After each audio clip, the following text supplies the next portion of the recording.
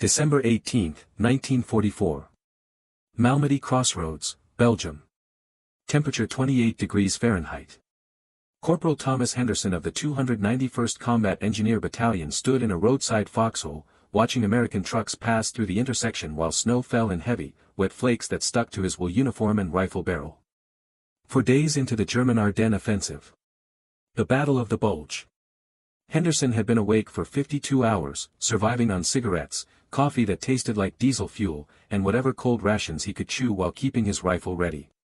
His platoon was guarding this crossroads because intelligence reported German paratroopers dropping behind American lines. Saboteurs. Infiltrators. Men wearing American uniforms, speaking perfect English, driving captured American vehicles, carrying forged identification papers. Operation Greif. That was the German code name. Henderson learned about it from a briefing sheet distributed 3 days earlier. The Germans had trained English-speaking soldiers to impersonate Americans, to cut communication lines, reverse road signs, spread false orders, assassinate officers, create chaos in the rear areas while the main German offensive pushed through the Ardennes forest. The briefing sheet included methods for identifying infiltrators. Ask questions only Americans would know. Baseball statistics. Movie stars. State capitals. Who won the World Series? What's the capital of Illinois? Who's married to Rita Hayworth? The briefing sheet said German infiltrators had been captured wearing American uniforms with American dog tags. Some spoke English without any accent. Some had lived in the United States before the war, had worked as waiters in New York restaurants, had attended American colleges, knew American slang and American jokes and American geography better than soldiers from rural Mississippi or Montana ever would. Henderson's foxhole partner was Private Robert Novak from Cleveland. 20 years old, drafted 18 months earlier, trained as a combat engineer, arrived in Europe 6 weeks before the offensive began. Novak had not slept in 3 days. His eyes were red-rimmed and unfocused. His hands shook when he lit cigarettes. Every vehicle that passed through the crossroads made him tense, made his finger move toward his rifle trigger, made him stare at the drivers' faces looking for something wrong, something foreign, something German. The paranoia was everywhere. 2 days earlier, a military police checkpoint 5 miles south shot an American lieutenant colonel because he could not remember who played third base for the Yankees. The lieutenant colonel was from Oregon. He did not follow baseball. He was not German. He was American. But he died American because he could not answer an American question correctly. His body was still lying in the ditch beside the checkpoint when Henderson's unit moved through. No one had time to bury him properly. The war was moving too fast. Henderson understood the fear. The Germans were winning. Their offensive had shattered 3 American divisions in 48 hours. Tanks were breaking through. Supply lines were cut. Headquarters did not know where German forces were or where they were going. Radio communications were disrupted. Orders contradicted each other. Units became isolated. The weather prevented air reconnaissance. The snow and fog made visibility less than 100 yards. In this confusion, German infiltrators could be anywhere. Could be the driver of that supply truck. Could be the messenger delivering orders. Could be the sentry at the next checkpoint. Could be anyone. Trust nothing. Question everything. Shoot first if you have doubts. Novak voiced these thoughts constantly. Every vehicle that approached the crossroads made him suspicious. Every American soldier walking past became a potential infiltrator until proven otherwise. Henderson tried to calm him, tried to maintain perspective, tried to remember that most American soldiers were actually American soldiers and not German commandos in disguise. But Novak's fear was contagious, and Henderson felt it growing inside himself with each passing hour. At 1400 hours, a jeep appeared from the east, driving slowly through the snow toward the crossroads. 2 men in American uniforms. Captain's insignia on one. Sergeant stripes on the other. The jeep stopped at the intersection. The captain looked at a map. The sergeant pointed west. They were discussing directions. Novak raised his rifle. Henderson put his hand on Novak's shoulder, told him to wait, told him to let the MP checkpoint 200 yards up the road handle it. The checkpoint had been established specifically to screen vehicles and personnel. Let them do their job. Do not shoot American officers because they stopped to read a map. The jeep drove west after 30 seconds. Novak lowered his rifle. His hands were shaking worse than before. Henderson gave him a cigarette. Told him to breathe. Told him it was going to be fine. Told him the Germans were not everywhere, just in some places, and they would figure out which places eventually. Novak did not believe him. Said the Germans could be anywhere. Said that captain and sergeant could have been infiltrators. Said maybe they should have stopped them, questioned them, tested them. Henderson said maybe. Maybe they were infiltrators. Maybe they were Americans. Maybe shooting everyone just to be safe would kill more Americans than Germans. Maybe paranoia was as dangerous as sabotage. The conversation ended there because a supply convoy approached from the south. 12 trucks. Henderson counted them. Checked the bumper markings. All correct. American markings. American vehicles. American drivers wearing American uniforms. But bumper markings could be forged. Vehicles could be captured. Uniforms could be stolen. How do you know? How do you ever really know? The first truck passed. Driver looked young, looked nervous, looked American. The second truck passed. Driver smoking a cigarette, looking tired, looking American. Third truck, fourth truck, fifth truck. All American. All probably American. Henderson relaxed slightly. Just a supply convoy. Nothing suspicious. Move along. The sixth truck slowed at the intersection. Driver leaned out the window, shouted something to Novak. Henderson could not hear the words over the engine noise and wind. Novak raised his rifle, pointed it at the driver. Henderson grabbed Novak's rifle barrel, pushed it down, shouted at him to stop, to not shoot, to think. The truck driver was just asking for directions. That was all. Just asking which road led to Bastogne. Henderson pointed west. The driver nodded, thanked him, drove on. Novak was breathing hard, eyes wide, hands shaking so badly he could not hold his rifle steady. That was when Sergeant William Tucker arrived. Tucker was Henderson's squad leader. 32 years old. Construction worker from Pennsylvania before the war. Married with 2 children. Calm, practical, experienced. He had survived North Africa and Sicily. Had seen enough combat to understand what real danger looked like and what imagined danger looked like. He assessed Novak's condition in 3 seconds, pulled him out of the foxhole, sent him to the rear to get hot food and 6 hours sleep. Told Henderson he would find a replacement. The replacement arrived 20 minutes later. Private Joseph Roselli from Brooklyn. 23 years old. Drafted 2 years earlier. Trained as a rifleman, transferred to combat engineers after the Normandy invasion because the engineers needed replacements more than the infantry did. Roselli had been with the 291st for 4 months.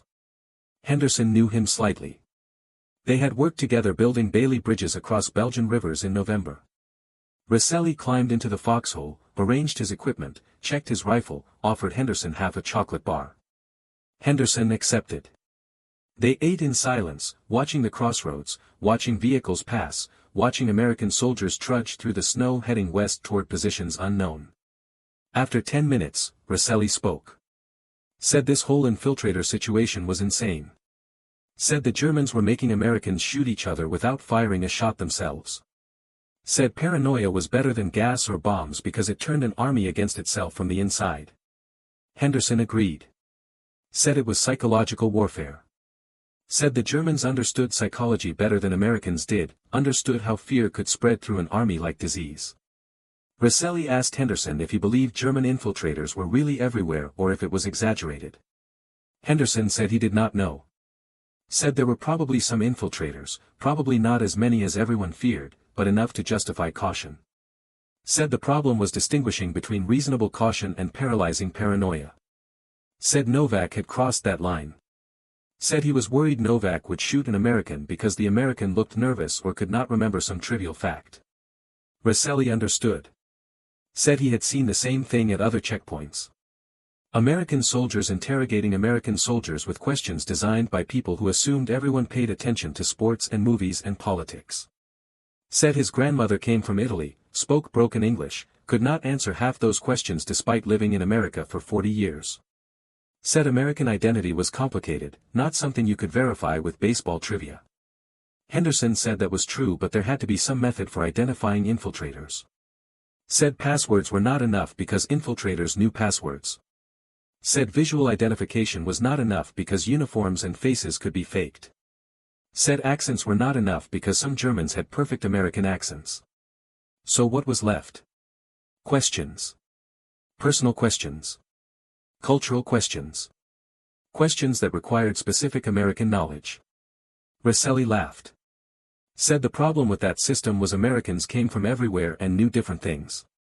Said a soldier from Maine would know different trivia than a soldier from Texas. Said a soldier who grew up poor might not know movie stars or baseball players.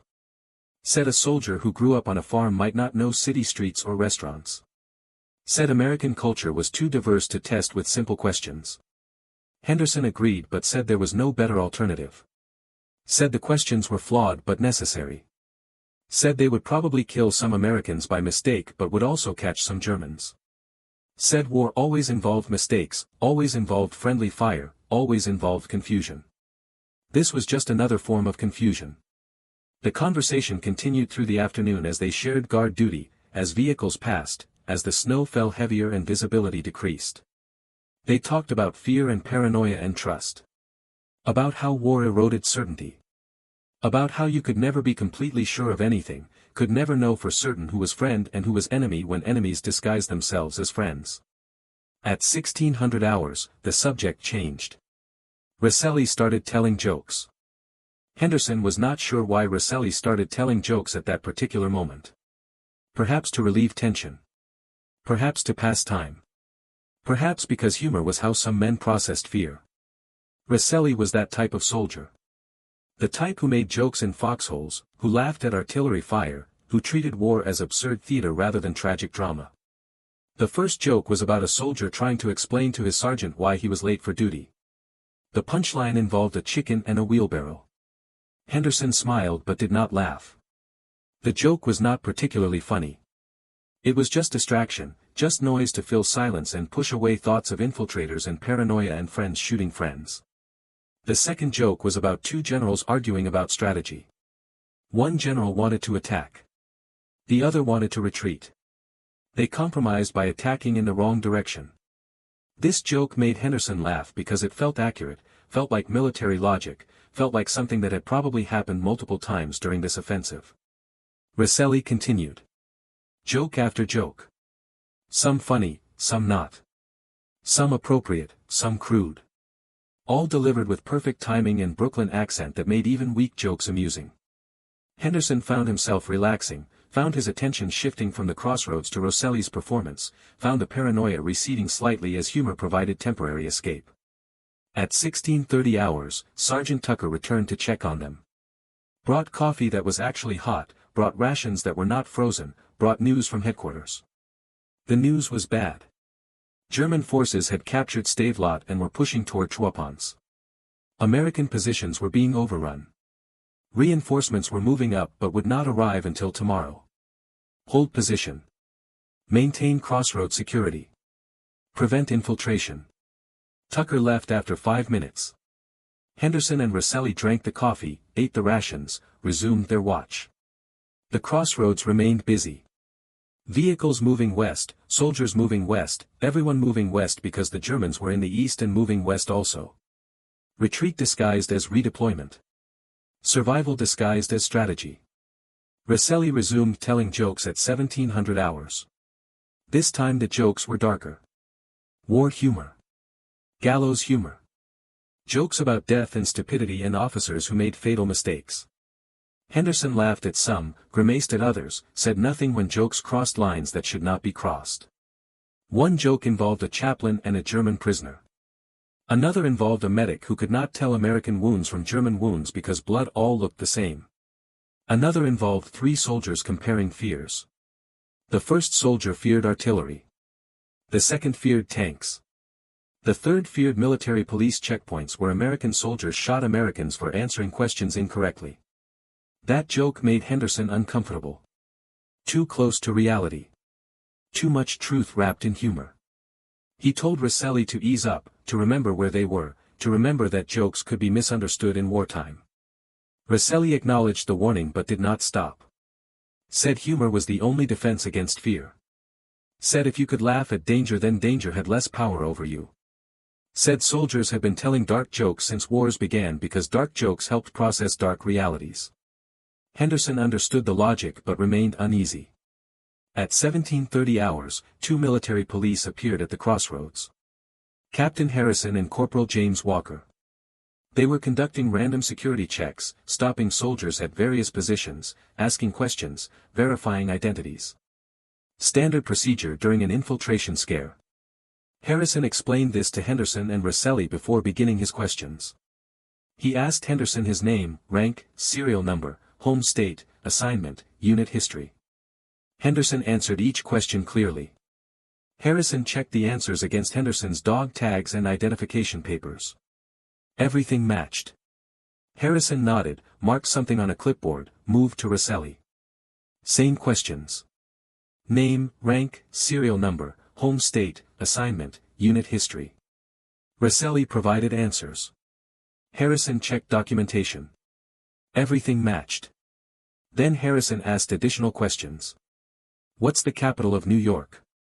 Who won the 1943 World Series? Who plays the Lone Ranger on the radio? Roselli answered correctly. Albany. Yankees. Brace Beamer. Harrison seemed satisfied. Marked his clipboard. Prepared to leave. That was when Roselli made the joke. Roselli said something in German. Henderson did not catch the exact words. The pronunciation was rough, the accent exaggerated, the delivery clearly comedic. Roselli was imitating a German accent, mocking the infiltrators, making fun of the paranoia. He continued in English, saying something about how real infiltrators would never be stupid enough to make German jokes, would never draw attention to themselves, would never fail the test so obviously. The joke lasted 5 seconds. Maybe 6. Henderson recognized the intent immediately. Satirical commentary on the absurd situation. Making fun of fears by embodying them comedically. Standard soldier humor. Dark but harmless. Captain Harrison did not see it that way. Harrison's hand moved to his sidearm. His expression changed from professional boredom to focused intensity. He did not draw his weapon but his fingers rested on the holster flap, ready. He stared at Roselli with the kind of attention usually reserved for suspicious objects that might be bombs. Roselli noticed the reaction. His smile faded. He started to explain. Started to say it was just a joke, just messing around, just making fun of the situation. His voice had the tone of someone who realizes they made a serious mistake but does not yet understand how serious. Harrison did not respond to the explanation. He looked at Corporal Walker. Walker had also moved his hand to his sidearm. Both military police were now treating Roselli as a potential threat rather than an American soldier making a joke. Harrison asked Roselli to repeat what he said. Roselli hesitated, said he was just joking, said he did not mean anything by it. Harrison repeated the request. Louder. Firmer. Roselli complied, repeating the German phrase, this time without the exaggerated accent, this time sounding nervous rather than amused. Harrison asked what the phrase meant. Roselli translated. It was something about the weather. A simple observation about snow. Nothing threatening. Nothing military. Just ordinary German words that any soldier who had been in Europe for a few months might have picked up from civilians or prisoners. Harrison asked where Roselli learned German. Roselli explained his grandmother spoke some German in addition to Italian. He had heard German phrases growing up in Brooklyn because the neighborhood was mixed, Italian and German and Jewish immigrants living in the same buildings, shopping at the same stores, working at the same factories. He picked up words and phrases without formal training. That was all. Nothing suspicious. Just linguistic exposure from growing up in a diverse urban environment. Harrison did not appear convinced. He asked Roselli to show his identification papers again. Roselli complied. Harrison examined them slowly, checking every detail, comparing the photograph to Roselli's face, reading the personal information, noting the serial number. While Harrison examined the papers, Walker questioned Henderson. Asked how long Henderson had known Roselli. Henderson explained they had been in the same unit for 4 months, had worked together on bridge construction, had been friendly but not close friends. Walker asked if Roselli had ever spoken German before. Henderson said no, not in his presence. Walker asked if Roselli had acted suspiciously. Henderson said no, absolutely not, Roselli was just making a stupid joke, nothing more. Walker did not acknowledge Henderson's defense. He turned his attention back to Roselli. Asked more questions. Where exactly in Brooklyn did Roselli grow up? What streets? What schools? What church? Roselli answered each question. Bedford-Stuyvesant neighborhood. Public School 44. Our Lady of Mount Carmel Church. Walker wrote down the answers. Said he would verify them later. Harrison finished examining Roselli's papers. Returned them but continued watching Roselli with suspicion.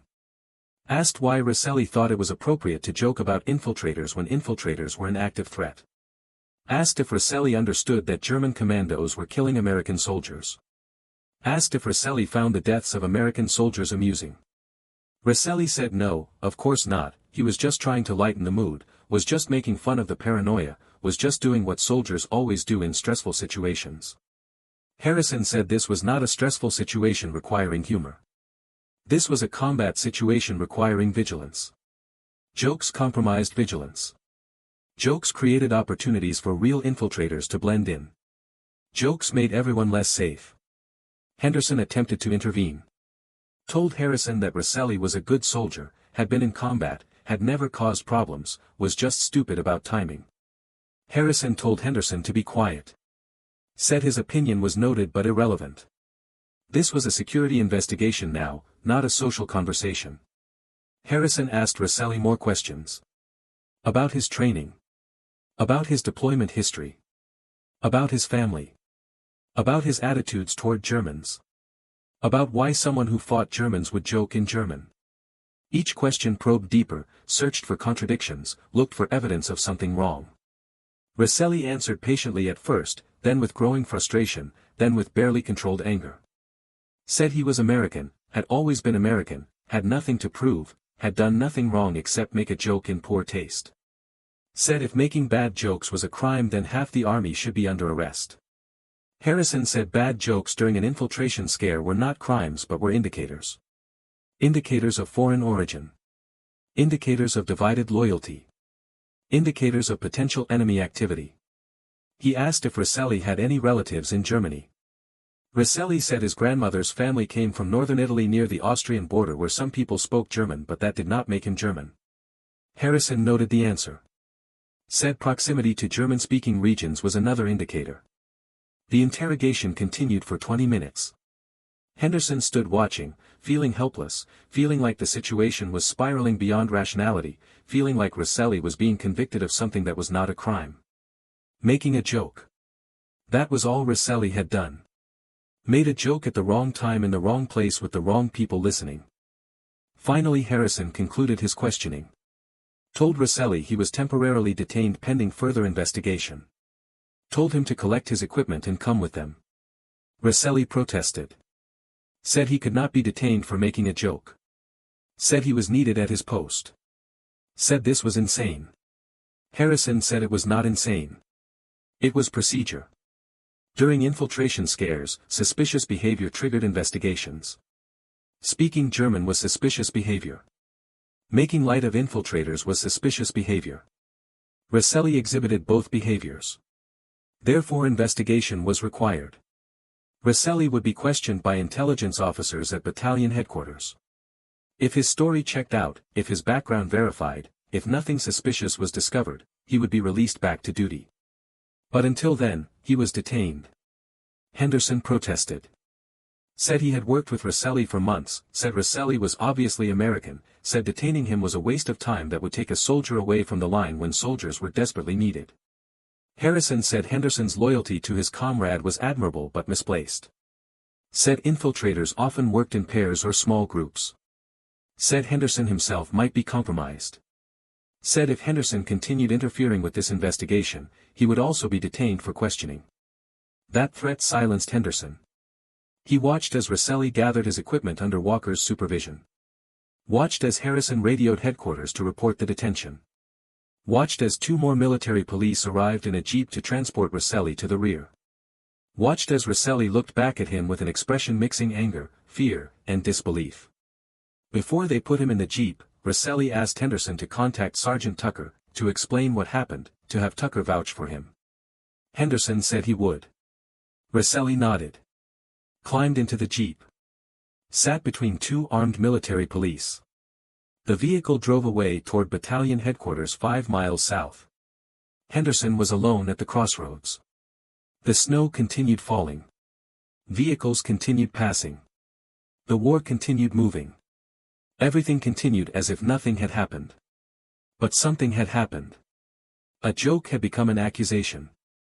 An American soldier had become a suspect. Trust had fractured into suspicion.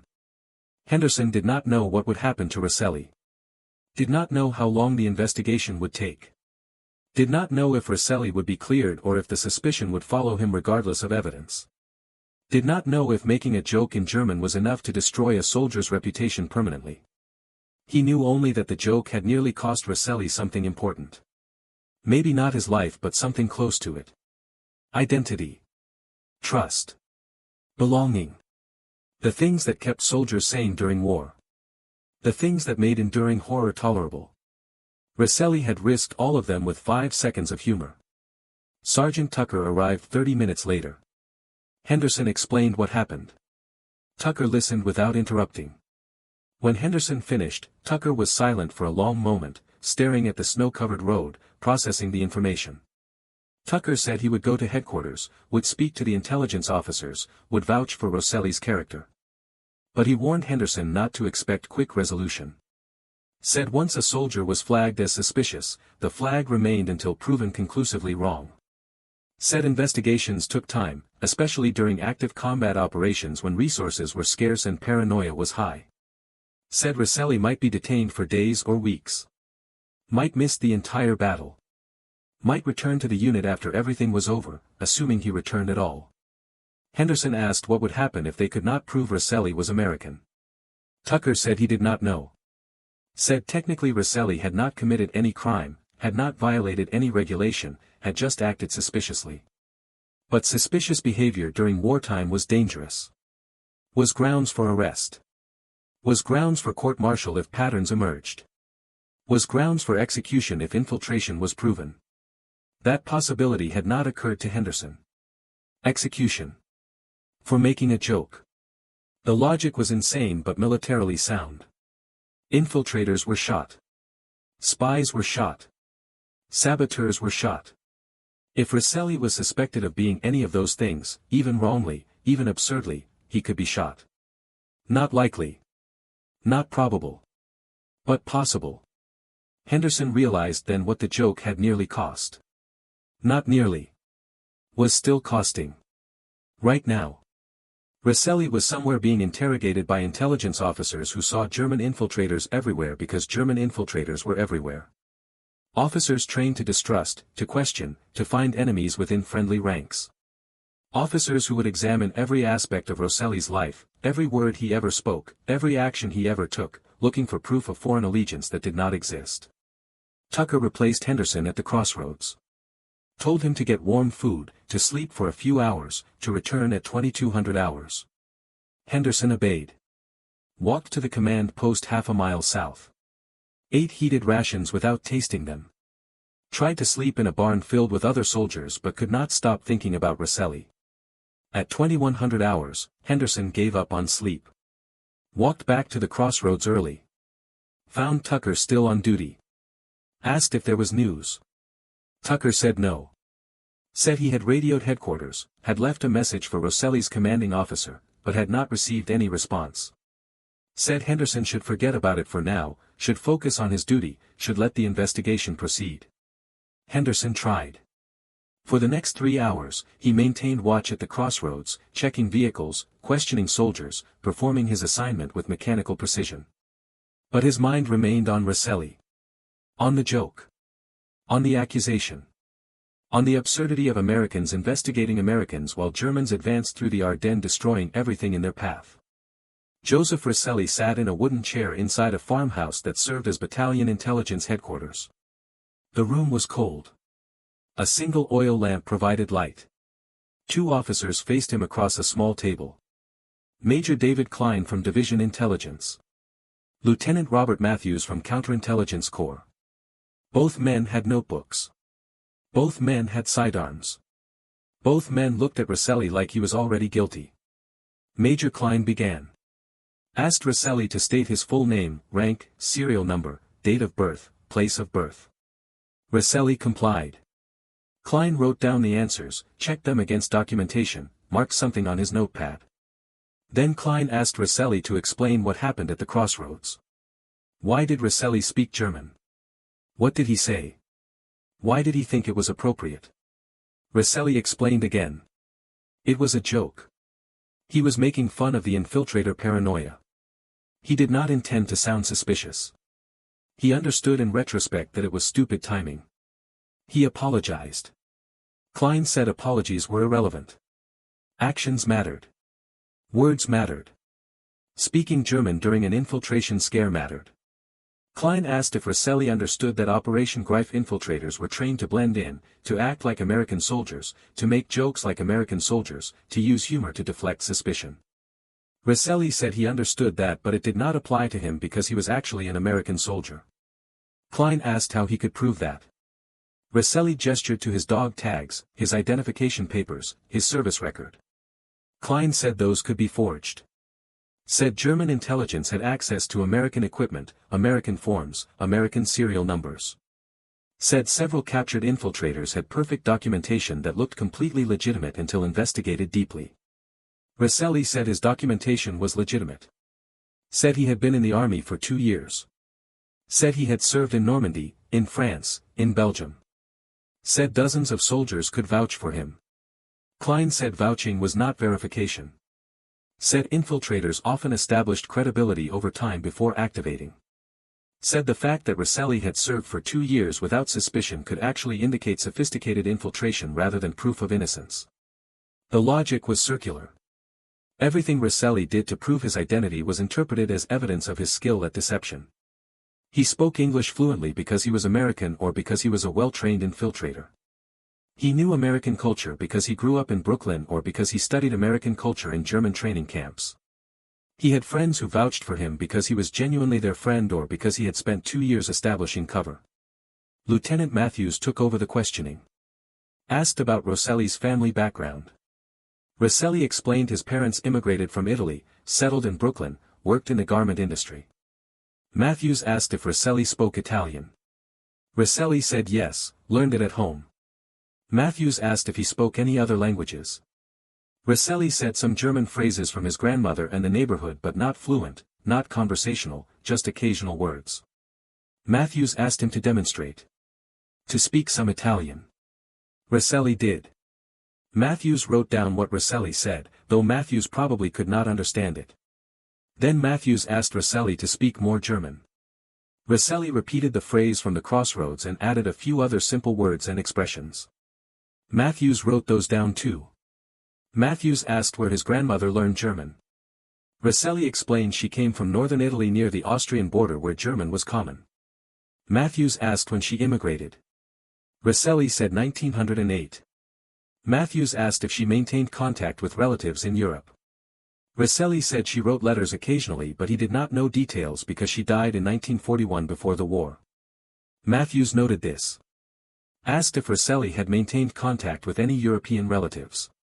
Roselli said no. Said he did not know any relatives in Europe, had never traveled outside the United States before the army, had no connection to Germany or Italy beyond his grandparents' immigration 2 generations earlier. Matthews asked about Roselli's neighborhood in Brooklyn. Who lived there? What languages were spoken? What shops existed? What churches people attended? Roselli answered each question. Described Bedford-Stuyvesant as ethnically mixed, Italian and Irish and Jewish and black families living in the same apartment buildings, shopping at the same stores, sending children to the same schools. Said it was typical for poor immigrant neighborhoods in New York.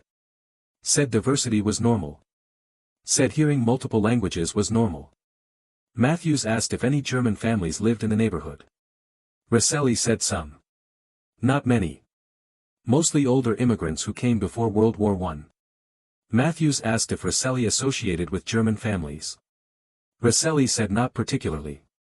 Said he associated with whoever lived nearby regardless of background because that was how poor neighborhoods worked. People did not have the luxury of ethnic exclusivity. Klein interrupted. Asked if Roselli had any political opinions about Germany. About Nazis. About the war. Roselli said he hated Nazis like every American soldier hated Nazis. Said that was why he was here fighting them. Klein asked if Roselli's family had any political affiliations. Any socialist connections. Any communist sympathies. Anything that might suggest divided loyalties. Roselli said absolutely not. Said his family was working class, Catholic, patriotic. Said his father worked 60-hour weeks in garment factories. Said his mother cleaned houses. Said they believed in hard work, family, church, America. Said suggesting they had foreign loyalties was insulting. Klein said he was not trying to insult anyone. He was trying to establish facts. Trying to understand why an American soldier would joke in German during the most serious infiltration threat of the war. Trying to determine whether that joke indicated something deeper, something dangerous, something that required further investigation.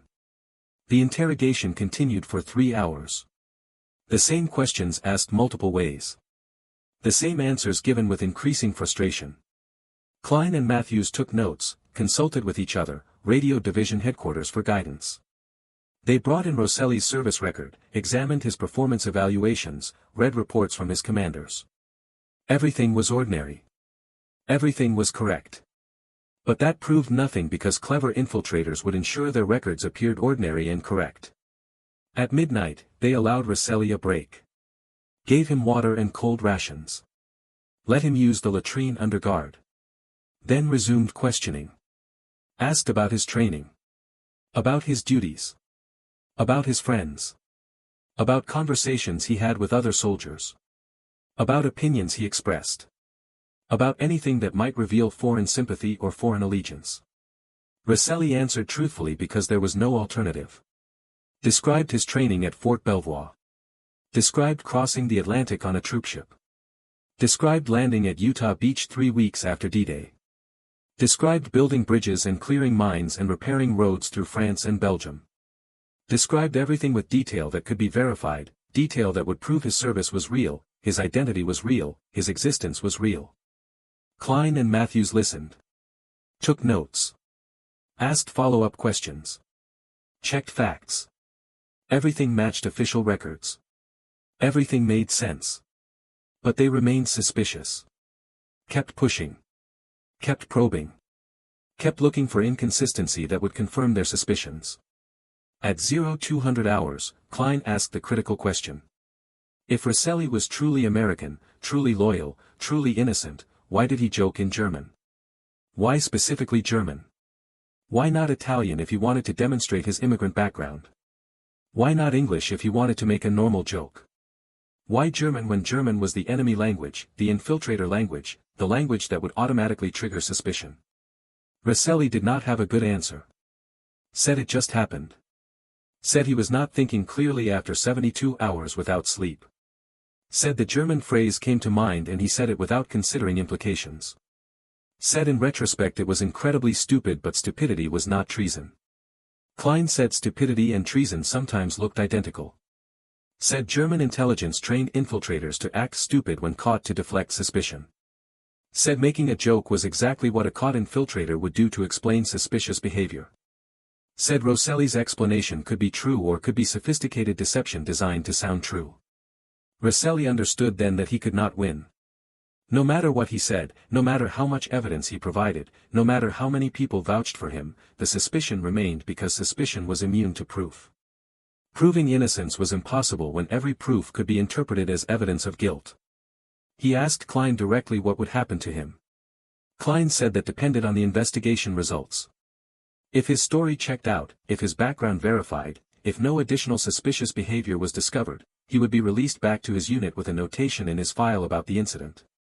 If the investigation discovered anything questionable, anything that suggested foreign connections or divided loyalties, he would remain detained pending further review. If evidence of actual infiltration was discovered, he would be court-martialed and possibly executed as a spy. Roselli felt fear then. Real fear. Not battlefield fear where death came from artillery and bullets and bombs. Different fear. Fear of death by misunderstanding. Death by paranoia. Death by bad joke. Fear that he would be executed not for what he did but for what people imagined he might have done or might be capable of doing based on speaking 2 German sentences. Matthews saw the fear. Said if Roselli was truly innocent he had nothing to worry about. Said the investigation was thorough and fair. Said truth would emerge. But Matthews' reassurance felt hollow because truth was whatever the investigation decided was truth. Roselli's actual innocence or guilt mattered less than whether he could convince Klein and Matthews and whoever else would examine his case. The interrogation ended at 0300 hours. Klein said they would continue tomorrow after they verified some details about Roselli's background. Until then, Roselli would remain in custody. They took him to a storage room in the basement of the farmhouse. Locked door. Armed guard outside. Cold concrete floor. No blanket. No light except what filtered through a small window near the ceiling. Roselli sat against the wall in darkness. Thought about Henderson at the Crossroads. Thought about Sergeant Tucker organizing defenses. Thought about the German offensive pushing closer. Thought about American soldiers fighting and dying while he sat locked in a basement accused of being German because he made a joke in German. He thought about his parents in Brooklyn. How would they be notified if he was executed? Would the notification letter explain that their son died as a suspected spy? Would his family be investigated too? Would his father lose his job because his son was suspected of treason? Would his mother be interrogated by FBI agents looking for evidence of foreign connections that did not exist? He thought about his grandmother who taught him German phrases. She had been dead for 3 years. Could not testify. Could not verify. Could not explain that teaching a grandson a few words in the old language was not political indoctrination but cultural preservation. That German words did not carry Nazi ideology.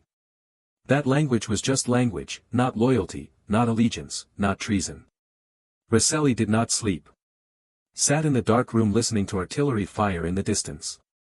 Listening to American soldiers moving past the farmhouse. Listening to the war continue without him while he was investigated for making a joke. The absurdity was overwhelming. But absurdity during war was normal. This was just another form of absurdity. Being killed by your own side was as absurd as being killed by the enemy. Being suspected by your own army was as absurd as fighting for that army. Everything about war was absurd when examined closely enough. He waited for morning. For more interrogation. For verification that would prove his innocence or suspicion that would condemn him. Waited for something to happen that would make sense of senselessness. At 0700 hours on December 19, Major Klein received a radio message from division headquarters. They had located Roselli's service record file and were sending it via courier. Estimated arrival time was 1000 hours. Klein informed Lieutenant Matthews. They would wait for the complete record before deciding how to proceed. While waiting, Klein decided to interview soldiers from Roselli's unit. If Roselli was an infiltrator, someone might have noticed unusual behavior. If Roselli was genuine, witnesses would verify his story. Either way, interviews would provide additional data.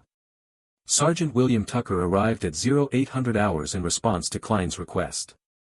Klein questioned him about Roselli's service record, behavior, attitudes, friendships, habits. Tucker answered each question, describing Roselli as an average soldier, competent at his job, good with his hands, popular with other enlisted men, no disciplinary problems, no suspicious activities. Klein asked if Roselli ever spoke German before yesterday. Tucker said not in his presence. Asked if Roselli ever expressed German sympathies. Tucker said absolutely not, Roselli hated Germans like every combat soldier hated the enemy. Asked if Roselli had any friends who might be German infiltrators. Tucker said no, that was ridiculous, the whole unit would vouch for Roselli. Klein noted Tucker's loyalty to his soldier but said loyalty was not evidence. Said he would need more than character references. Said he would need verifiable facts about Roselli's background, his family, his life before the army. Tucker said those facts existed in Roselli's service record and would prove his identity conclusively. Klein said they would see. Dismissed Tucker. Called in Henderson next. Henderson repeated essentially what Tucker said. Roselli was a good soldier. Never caused problems. The joke was stupid but not treasonous. Henderson emphasized that he had worked directly with Roselli for months, had shared foxholes, had trusted him with his life in combat situations. Said if Roselli was German he would have revealed it somehow during those months. Klein asked how. How would Roselli have revealed it? Henderson struggled to answer. Finally said he did not know exactly but there would have been signs, something wrong, something foreign. Klein said that was not evidence. That was assumption. Assumption that infiltrators were obvious. But skilled infiltrators were not obvious. That was what made them dangerous. Henderson asked directly if Klein truly believed Roselli was a German spy. Klein said belief was irrelevant. Evidence mattered. Right now the evidence was mixed. Roselli appeared to be American but also exhibited suspicious behavior. Until the investigation resolved this contradiction, Roselli would remain detained. Henderson left frustrated. Met Tucker outside the farmhouse. Tucker asked what happened. Henderson said Klein was not convinced. Said Klein wanted documentation before releasing Roselli. Tucker said documentation was coming. Said they had to be patient. Said the army bureaucracy moved slowly during combat operations. Said Roselli would probably be released by afternoon once his service record arrived. Tucker was wrong. The service record arrived at 1000 hours as scheduled. Klein and Matthews spent 2 hours reviewing it. The documentation was complete. Enlistment papers. Training records. Orders. Performance evaluations. Medical records. Everything was correct. Everything was official. Everything confirmed that Joseph Roselli from Brooklyn, New York had enlisted in the United States Army in November 1942 and had served continuously since then. But Klein remained skeptical. Asked Matthews if documentation could be forged. Matthews said yes, sophisticated infiltrators could obtain genuine American documents, could insert themselves into military records, could create false histories that appeared legitimate. Said several captured German commandos had excellent documentation that only revealed its false nature under intensive investigation. Klein decided to verify Roselli's background independently. Radio Division Intelligence asking them to contact authorities in New York. Have someone visit Roselli's address in Brooklyn. Interview his parents. Confirm their existence. Confirm their son enlisted. Confirm family background. Confirm no German connections beyond immigration history. This verification would take days. Maybe weeks. Communication between European theater and American domestic offices was slow during wartime. Priority went to combat operations, not investigating individual soldiers suspected of joking inappropriately. Klein knew this. Knew Roselli would remain detained for extended period. Knew that might be unjust if Roselli was innocent. But knew it was necessary if Roselli was guilty. At 1200 hours, Klein informed Roselli that he would remain detained pending verification from New York. Roselli protested. Said this was insane. Said he had been in combat for months. Said the Germans were advancing and every soldier was needed on the line. Said detaining him helped the enemy. Klein said he understood Roselli's frustration but security was paramount. Said if Roselli was innocent the delay would prove temporary. Said if Roselli was an infiltrator the delay would save American lives. Said patience was required. Roselli asked how long verification would take. Klein said he did not know. Several days at minimum. Possibly longer depending on communication delays and domestic investigation availability. Roselli asked what he was supposed to do during that time. Klein said wait. Stay in detention. Cooperate with investigation. Answer any additional questions. Hope verification came quickly. Roselli returned to the basement room. The guard locked the door. He sat against the cold wall and realized he might miss the entire Battle of the Bulge. Might sit in this basement while his unit fought and died. Might survive the war by being falsely accused of infiltration while his friends died defending the crossroads he should have been defending. The irony was crushing. He would be safe because he was suspected. Would avoid combat because he made a joke. Would survive because investigators thought he was enemy. The complete reverse of what he wanted, what he intended, what he deserved. 3 days passed. December 20th, 21st, 22nd. The Battle of the Bulge intensified. German forces pushed deeper into the Ardennes. American positions around Bastogne were encircled. Casualties mounted. Supply lines were cut. The situation was desperate. Henderson remained at the crossroads performing his duty, watching vehicles pass, questioning soldiers, maintaining security.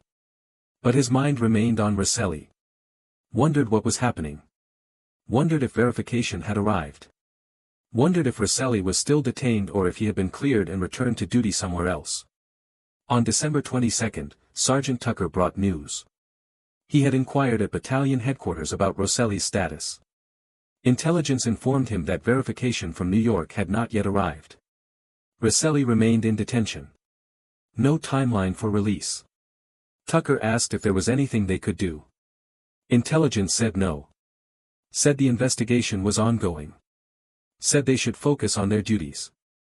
Henderson felt anger at the injustice. Roselli had done nothing wrong except make a poorly timed joke. Now he was locked in a basement while others fought. Henderson wanted to protest, to demand Roselli's release, to force someone to acknowledge the absurdity. But military hierarchy did not work that way. Privates did not challenge majors. Complaints were noted and ignored. Tucker sympathized but counseled patience. Said the system would resolve itself eventually. Said truth would emerge. Said Roselli would be cleared once verification arrived. Henderson wanted to believe that but doubt was growing. What if verification never arrived? What if communication channels remained disrupted by combat operations? What if Roselli remained detained for weeks or months simply because bureaucracy moved too slowly during war? On December 23, a new rumor spread through the battalion. A German infiltrator had been captured 20 miles south near Bastogne. The infiltrator was wearing an American uniform, carrying American identification, speaking perfect English. He had been caught because he made a joke that sounded wrong. Some detail about American culture that was slightly incorrect, slightly foreign, slightly suspicious. Military police questioned him. His story collapsed under interrogation. He admitted being part of Operation Greif. He was executed by firing squad that afternoon. Henderson heard this rumor and felt cold fear. If one infiltrator was caught because of a suspicious joke, then Roselli's joke looked more suspicious in retrospect. Klein and Matthews would hear this rumor.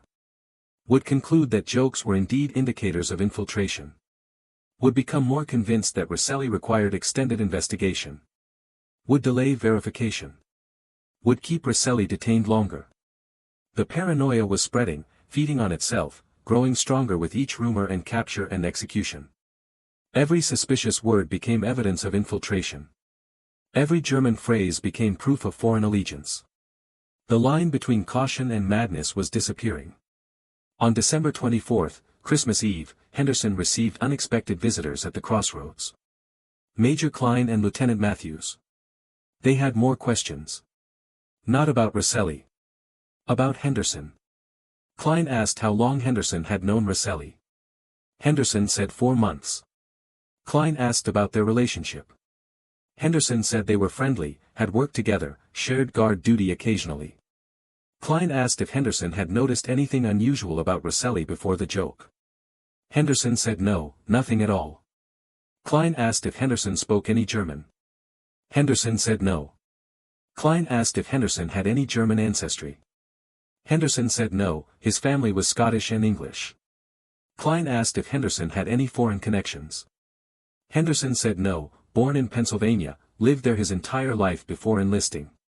Klein asked why Henderson was so defensive of Roselli. Henderson said because Roselli was innocent and was being treated unjustly. Klein said that determination was premature. Said innocence had not been proven. Said Henderson's insistence on Roselli's innocence despite incomplete investigation suggested misplaced loyalty or possible complicity. Henderson understood the implication. He was being investigated now. Not officially. Not seriously. But investigated nonetheless. His defense of Roselli had marked him as suspicious. The paranoia was expanding, including anyone who questioned the paranoia, anyone who suggested that maybe some suspected infiltrators were actually innocent Americans making stupid mistakes. Henderson said nothing more. Answered Klein's remaining questions with minimal responses. Did not defend Roselli again. Did not criticize the investigation. Did not express opinions. Just provided facts and waited for Klein to leave. After Klein departed, Tucker found Henderson at the Crossroads. Said he heard about the visit. Said Henderson needed to be careful. Said defending Roselli too aggressively would make Henderson a suspect too. Said the best thing Henderson could do for Roselli was shut up and let the investigation proceed without interference. Henderson understood. But understanding did not reduce anger. Did not make the injustice tolerable. Did not make Roselli's detention justified. Just made everything worse because now even speaking truth was dangerous. Even defending innocent soldiers was suspicious. Even basic human loyalty was interpreted as possible enemy sympathy. The war had created an environment where trust was impossible. Where every word was examined for hidden meaning. Where jokes became evidence. Where defending friends became betrayal. Where Americans investigated Americans while Germans advanced. Where the real enemy exploited psychological warfare so effectively that American soldiers turned against each other without Germans firing a shot. Henderson thought about Roselli alone in that basement room. Thought about what Roselli must be feeling. Isolation. Fear. Betrayal. Confusion. Wondering if he would ever be released. Wondering if verification would arrive. Wondering if his life was effectively over because he made a 5-second joke during the worst German offensive of the war. Henderson thought about the absurdity of language. How words that carried no meaning in peacetime became dangerous in wartime. How speaking German was harmless in Brooklyn neighborhoods but treasonous in Belgian foxholes. How context transformed words from communication into weapons, from expressions into accusations, from humor into treason. He thought about identity. How being American was supposed to mean something definite, something provable, something beyond question. But the investigation proved American identity was fragile, was questionable, was always subject to verification. You were American until you were suspected. Then you had to prove your Americanness by answering questions about baseball and movie stars and state capitals. And if you could not answer correctly, if you hesitated, if you made a joke in the wrong language, you might stop being American in the eyes of your own army. Henderson continued his duty. Maintained the Crossroads security. Questioned soldiers. Checked vehicles. Performed his assignment with mechanical precision while thinking about Roselli and Klein and paranoia and the psychological cost of war. On December 28, verification arrived from New York. Division intelligence confirmed that Roselli's parents existed, lived at the address listed in his records, confirmed their son enlisted in November 1942. Neighbors confirmed the family's presence in Brooklyn for 20 years. Church records confirmed baptism and attendance. School records confirmed enrollment and graduation. Everything verified. Major Klein reviewed the verification report. Found no inconsistencies. Found no German connections beyond the grandmother's linguistic background. Found no evidence of infiltration. The conclusion was clear. Joseph Roselli was who he claimed to be. American soldier from Brooklyn. Not German infiltrator. Not spy. Not saboteur. Just soldier who made stupid joke at wrong time. Klein ordered Roselli's release at 1400 hours on December 28. Roselli was brought from the basement room, given his equipment, provided with written orders to return to his unit. Klein offered no apology. Said the investigation was necessary given the circumstances. Said security required vigilance. Said Roselli should understand the caution was protective, not punitive. Roselli said nothing. Took his orders. Left the farmhouse. Walked the 5 miles back to his unit's position. The walk took 90 minutes. He arrived at the Crossroads at 15:30 hours. Henderson was on duty. Saw Roselli approaching. Felt relief followed immediately by anger. Relief that Roselli was cleared. Anger that it took 10 days. 10 days of detention for making a joke. 10 days while the battle raged. 10 days of investigation that found exactly what Henderson knew from the beginning. Roselli was American. Roselli looked different. Thinner. Tired. Something in his expression had changed. The humor was gone. The easiness was gone. He looked like someone who had been broken slightly, not destroyed but damaged in ways that would not heal quickly. They did not embrace. Did not celebrate. Just nodded to each other. Roselli asked what he had missed. Henderson provided a brief summary. The German offensive had been stopped. American forces were beginning counterattacks. The situation was stabilizing. Casualties had been heavy but the line held.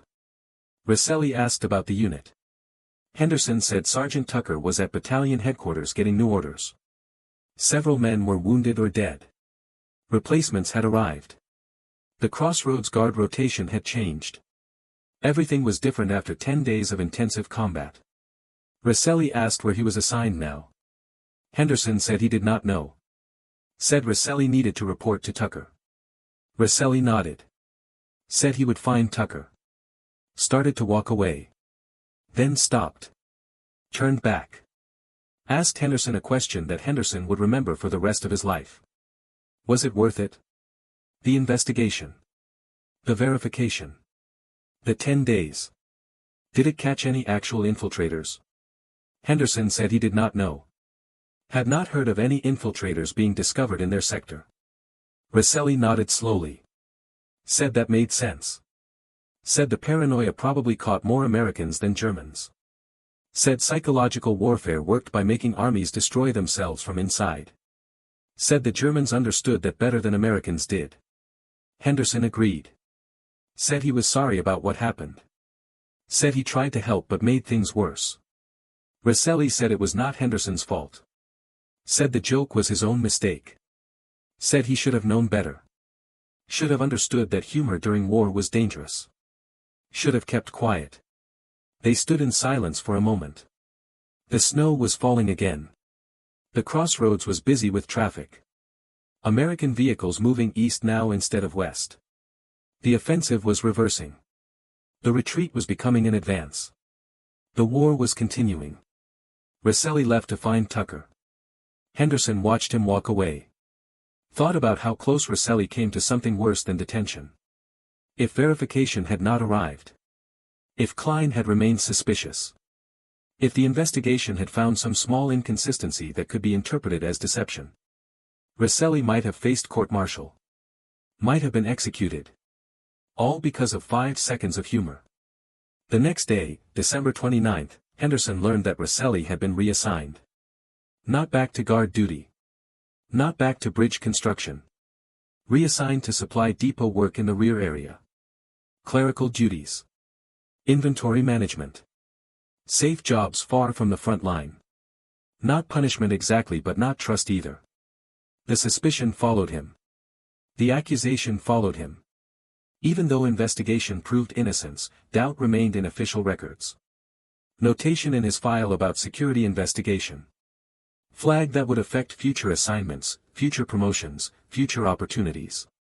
Roselli would serve the rest of the war in supply depots. Would survive. Would go home to Brooklyn after Germany surrendered. Would work in his father's garment factory. Would marry. Would have children.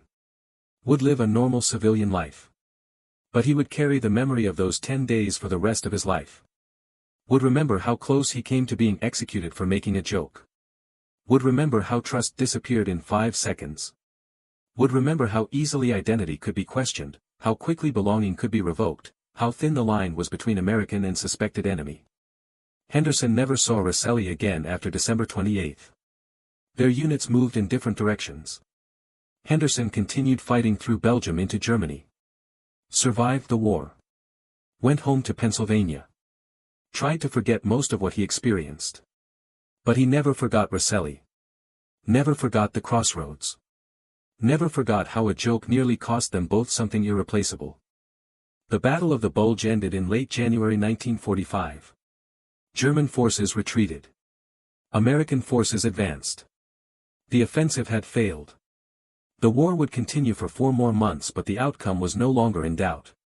Germany would lose. Operation Greif was officially analyzed after the war. Intelligence reports determined that approximately 40 German commandos infiltrated American lines during the Ardennes Offensive. Of those 40, 23 were captured or killed. 17 were never accounted for.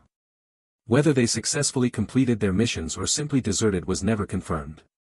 The operation's psychological impact far exceeded its tactical results. German infiltrators killed fewer Americans directly than the paranoia they created killed indirectly. American soldiers shot other American soldiers at checkpoints. American officers detained American enlisted men on suspicion of espionage. American military police executed American soldiers who could not answer trivia questions correctly. The exact numbers were never officially recorded because no one wanted to document how many Americans died because of American paranoia. Historical analysis later concluded that Operation Greif was strategically brilliant. The Germans achieved maximum effect with minimal resources. 40 commandos created psychological disruption across thousands of square miles. The fear they generated was worth more than entire divisions. They proved that psychological warfare could be more effective than traditional combat when executed properly. But the psychological impact was not limited to American forces. German soldiers captured and executed for participating in Operation Greif understood they were dying for a mission that could never succeed tactically. They were sacrificial pieces in a psychological chess game. Their deaths were designed to create fear rather than achieve military objectives. They died knowing their sacrifice would be measured not in ground captured but in trust destroyed. Thomas Henderson returned to Pennsylvania in November 1945. Worked construction. Married his high school girlfriend. Had 3 children. Lived quietly. When asked about the war, he usually said he served in the engineer battalion, built bridges, cleared mines, did his job. He rarely mentioned combat. Never mentioned the Battle of the Bulge unless directly asked. Never mentioned Roselli unless pressed by someone who knew enough to ask specific questions. In 1967, Henderson's oldest son found his father's military records while helping clean the attic. Asked his father about the Battle of the Bulge. Asked about the Malmedy Crossroads. Asked if anything significant happened there. Henderson told him about Roselli. About the joke. About the investigation. About how close everything came to disaster. His son asked what the joke was. Henderson said he could not remember the exact German words. Said it did not matter. Said the content was irrelevant. The timing was everything. The context was everything. Speaking German during an infiltration scare was the problem, not what was actually said. His son asked if Henderson ever contacted Roselli after the war. Henderson said no. Said he thought about it several times but never did. Said he was not sure what he would say. Sorry did not seem adequate. Nothing seemed adequate. The experience created a distance that could not be crossed with letters or phone calls or reunions. Some things that happen during war create permanent separation even between people who were never actually enemies. Henderson died in 1989. His obituary mentioned his military service, his engineering work, his family.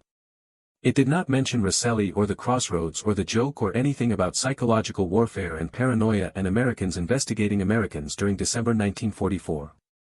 Joseph Roselli returned to Brooklyn in July 1945. Resumed work in the garment industry.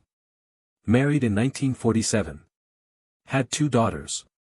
Lived in the same neighborhood where he grew up. Never moved away despite opportunities. Something about staying connected to the place that defined his identity seemed important after that identity was questioned so fundamentally. Roselli rarely spoke about the war. His daughters knew he served in Europe, knew he built bridges, knew he came home safely. They did not know about the Battle of the Bulge or the detention or the investigation. They did not know their father had been suspected of being a German infiltrator. They did not know he spent Christmas 1944 locked in a basement wondering if he would be executed for speaking 2 German sentences. In 1978, Roselli's grandson asked him about World War II for a school project. Asked about combat experiences, about what it was like, about whether war was like movies. Roselli said war was not like movies. Said movies made everything dramatic and clear. Said actual war was confusing and unclear, and most danger came not from obvious enemies but from misunderstanding and paranoia and mistakes. His grandson asked for examples. Roselli told him about the joke. About being detained. About the investigation. About how speaking German as a joke nearly destroyed his life. His grandson said that seemed unfair. Roselli agreed. Said war was unfair in countless ways that extended far beyond bullets and bombs. Said the psychological damage was worse than physical damage because it could not be treated with surgery or medicine or time. Roselli died in 1994. His obituary mentioned his work in the garment industry, his family, his service in World War II. It did not mention the detention or the investigation or how close he came to being executed by his own side. The psychological legacy of Operation Greif extended beyond individual soldiers like Henderson and Roselli. It influenced military doctrine about psychological warfare. Intelligence agencies studied how paranoia could be weaponized. How trust could be undermined systematically. How armies could be made to turn against themselves with minimal direct intervention. These lessons were applied in subsequent conflicts. Psychological operations became standard military practice. Deception. Disinformation. Creating doubt. Making enemies question their own forces. Making soldiers suspect their comrades. Making entire armies investigate themselves while actual enemies exploited the resulting chaos. The story of Americans investigating Americans during the Battle of the Bulge became a case study in military psychology courses. Students learned how Operation Greif achieved strategic effects disproportionate to its scale. How 40 infiltrators created anxiety affecting thousands of soldiers. How the fear of infiltration caused more disruption than actual infiltration. How psychological weapons could be more powerful than conventional weapons when deployed intelligently. But the case studies rarely mentioned individuals like Roselli. Rarely discussed the human cost of psychological warfare on those caught in its machinery. Rarely examined what happened to soldiers who made jokes at wrong moments, who spoke wrong languages, who exhibited behaviors that triggered suspicion. The strategic analysis was complete. The human analysis was absent.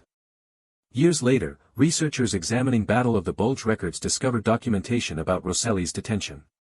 The investigation file contained interrogation transcripts, verification requests, final clearance orders. Everything was procedurally correct. Everything was properly documented. Everything proved the system worked as designed.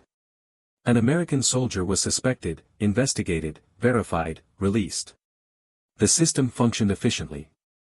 But the documentation also revealed something else. The fear in the interrogation transcripts. The desperation in Roselli's answers. The way he tried to prove something that should not have required proof. The way American identity became questionable, became conditional, became subject to verification by officers who understood procedure better than they understood people. The researchers noted this in academic papers. Observed that psychological warfare created casualties that were never counted. Soldiers who survived physically but were damaged psychologically. Not by combat stress or battle trauma but by betrayal by their own institutions. By being suspected. By being investigated. By having their loyalty questioned. By discovering that belonging was temporary, that identity was fragile, that one careless moment could transform them from trusted soldier to suspected enemy. These observations appeared in specialized military journals.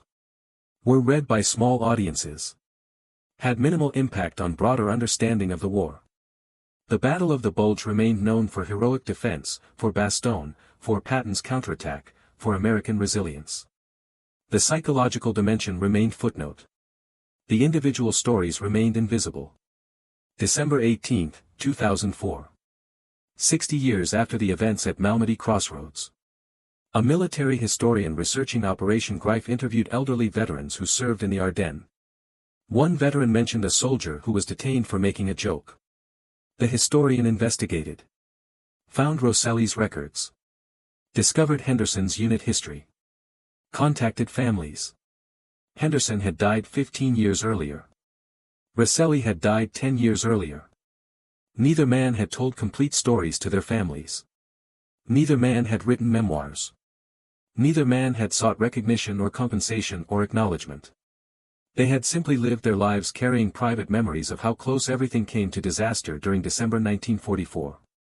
The historian published a paper about the incident. Described it as representative of broader psychological impact of Operation Greif. Used it to illustrate how paranoia affected individual soldiers beyond strategic considerations. The paper was well received in academic circles. Won a minor award. Disappeared into historical archives. Today, few people know about Roselli's detention. Few people know about Henderson's anger.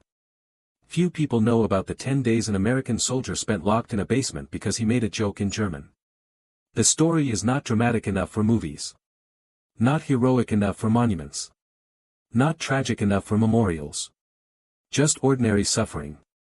Just ordinary injustice. Just ordinary war. The Malmedy Crossroads still exists. The road is paved now.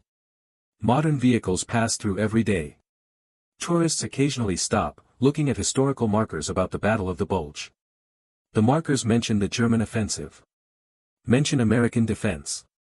Mention casualties. Mention victories. None of the markers mention jokes.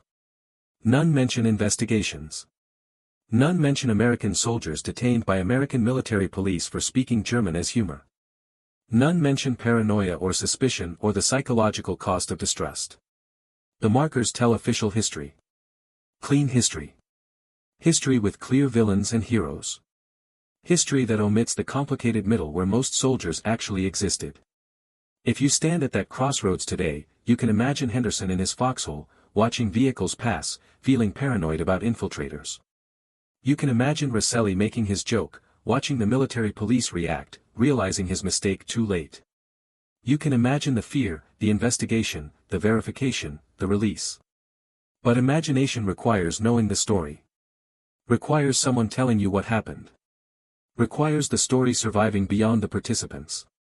Most stories do not survive. Most individual experiences disappear. The war is remembered through grand narratives about armies and nations and ideologies. The small stories about jokes and detention and paranoia are forgotten. This is one of those small stories. Preserved by accident. Discovered by researcher. Written by historian. Read by few. A story about how a joke nearly cost them their lives. Not their physical lives necessarily. But their identities. Their belonging. Their place in the army they served. The things that made them who they were. The joke was 5 seconds long.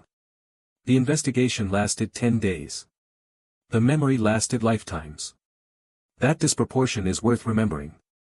Worth examining. Worth understanding. Because it reveals something true about psychological warfare and paranoia and the human cost of suspicion. War creates many casualties. Some die from bullets. Some die from investigations.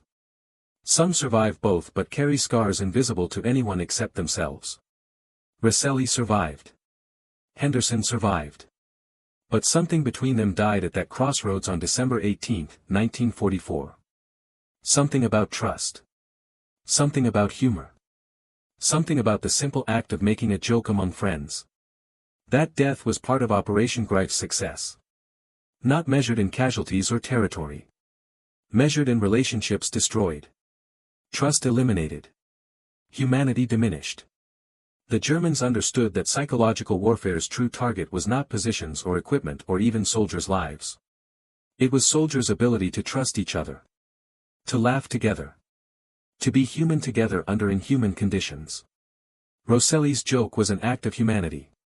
An attempt to maintain normalcy through humor. An effort to push back against paranoia with comedy. It nearly destroyed him. That outcome was precisely what Operation Greif intended. To make humanity dangerous. To make trust impossible. To make jokes treasonous. The legacy endures not in monuments or medals but in silence. In stories untold. In experiences unshared. In memories carried privately until death. Henderson never told his family everything.